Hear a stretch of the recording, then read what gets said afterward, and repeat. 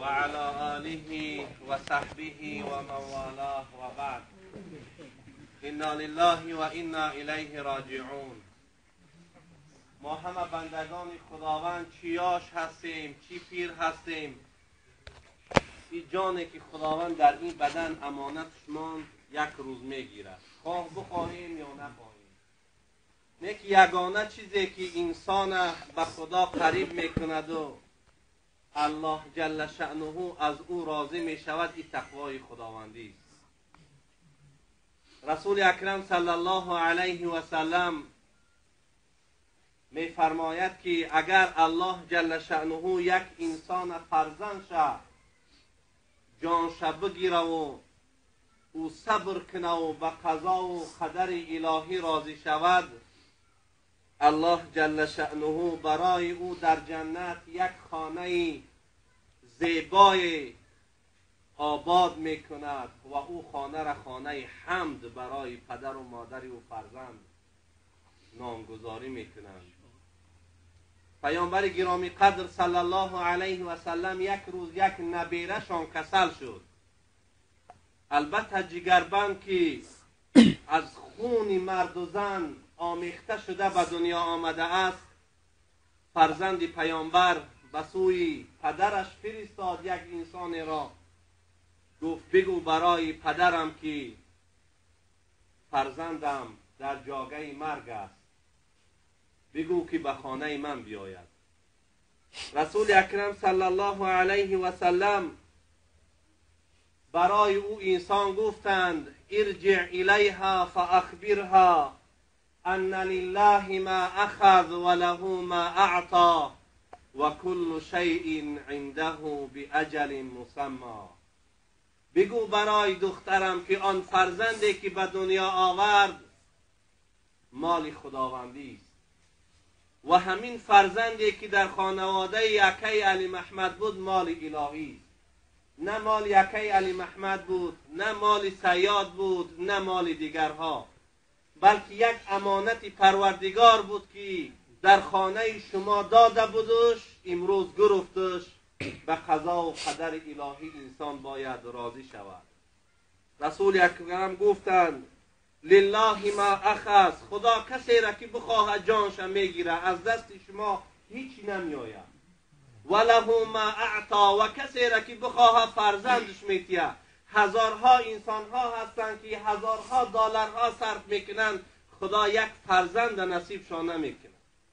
لیکن او وقتی که خدا خواست این فرزند میتید، با وقتا که خواست همین امانتش میگیرد. به قضا و قدر الهی راضی شدن در کار و اجلی هر یک انسان در پیشگاه پروردگار کشیدگی است که یک دقیقه هم پیش و پس نمی رود. فاذا جاء اجلهم لا یستأخرون ساعة ولا یستقدمون. خدا میگوید که وقتا که اجل انسان که فرا رسید یک قدم پیش نمی رود. چند پیش چند جنازه اینجا کردیم.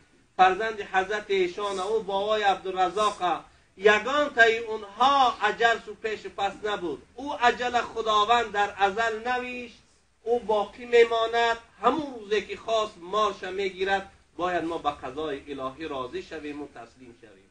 لیکن یگانه راهی عزت و آبرو در پیشگاه خدا این است که انسان مسلمان باید تقوا را پیش راه کند. خدا پرستی و خدا ترسی، پیروی از خدا و پیغمبر، پیروی از علما، پیروی از کسانی که راه هدایت برای شما نشان میدهند، پیروی از اونها کنید. امروزها زمان فتنه شده است به خدا قسم، و حتی چیزهای امروزها برآمده است که دختر مسلمان از خانهش بیرون میکنه. من در چند جاها صحبت کردم، گفتم سبحان الله، ببینید که انسان مسلمان همه اهمیت خود برای فرزندش میتیه، لباسش میخره، گوشوار تیلاش میخره، چلش میخره، تلفانش هم میخره، لیکن یک بار فکر نمیکنه که شب تاپگاهی را همین دخترم قطعی کی صحبت داره. یک بار نمیپرسه،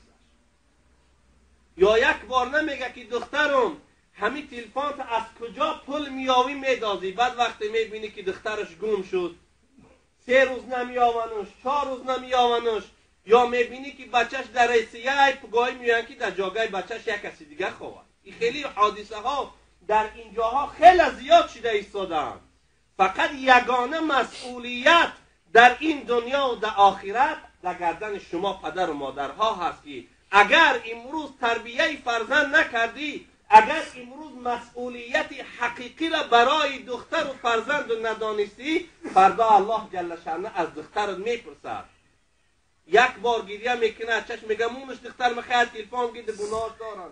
نه یک بار فکر نمیکنی که به همون تلفن با کی گپ میزنه، تا پگاهی را ویداره برای چی ویداره؟ چون هر روز نیم ساعتی و 1 ساعتی به پلک میکنه در بیلین گپ میزنه و اهمیتش نمیدی با کی گپ میزنه. بعد آخران شرمندگی میشود، دیگه مسجدیایی رم بس، خداپرستی رم بس، به حیایی رم دیگه در بین مردم پهن میشه. مسئولیتش در گردن پدر و مادره. پیغمبر میگه کلکم راع و کلکم مسئول عن رعیتی. هر کسی شما مثل چوپان در خانواده است. خدا هر یکی ما و شما را از فرزندامو میپرسه.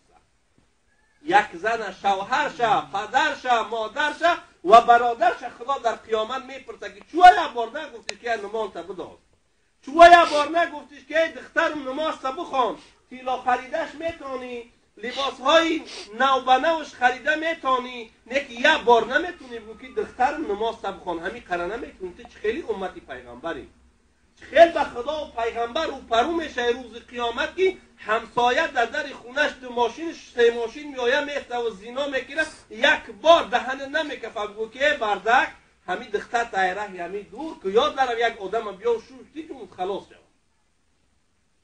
باور کنید زمان فتنه که امروز اگر انسان همین که احتیاط نکنه به هر بلا گرفتارش میکنه. خداوند دعا کنیم که الله جل شأنه خاندان صبر و در این مصیبت و اجر به پایان عطا بفرماید و الله جل شأنه همه ما و شما را نگهبان باشد و خداوند بزرگ پدر و مادر و همه گذشتگان ما و شما که بهترین جنت جنت الهی است، خداوند فردوس اعلی را نصیب شان کند و الله دیدار بیچون و چراش برای هر یک ما و شما در قیامت نصیب گرداند.